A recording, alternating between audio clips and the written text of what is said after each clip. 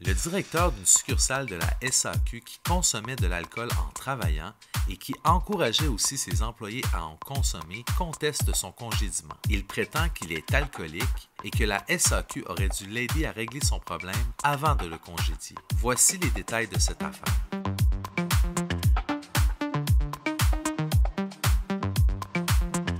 Le tribunal administratif du travail rappelle d'abord qu'il est maintenant bien établi que l'alcoolisme est une maladie et qu'elle représente un handicap au sens de la Charte des droits et libertés. Il juge d'ailleurs que le directeur a fait la preuve qu'il souffrait d'une dépendance à l'alcool après avoir entendu un psychoéducateur spécialisé dans le traitement des dépendances. Il mentionne ensuite qu'un congédiement lié à un handicap est présumé discriminatoire et que dans ce contexte, l'employeur doit démontrer qu'il a tenté d'aider ou d'accommoder son employé avant de le congédier. Selon le tribunal, tous les manquements soulevés par la SAQ comme motif de congédiement sont liés à l'incapacité du salarié de contrôler sa seule consommation d'alcool, comme l'a établi le psychothérapeute. C'est ce qui pousse au vol de produits, au non-respect des politiques de dégustation-consommation sur les lieux de travail et à la tolérance indue face aux violations des politiques de dégustation-consommation par les employés.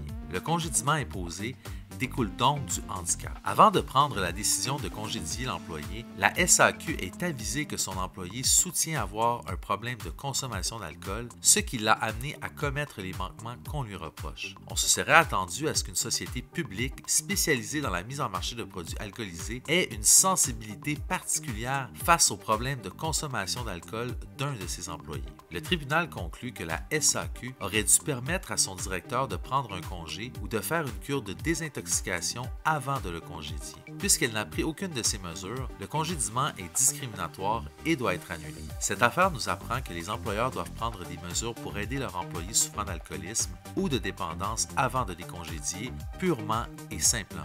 Abonnez-vous à la chaîne pour ne pas manquer nos vidéos hebdomadaires sur l'actualité judiciaire.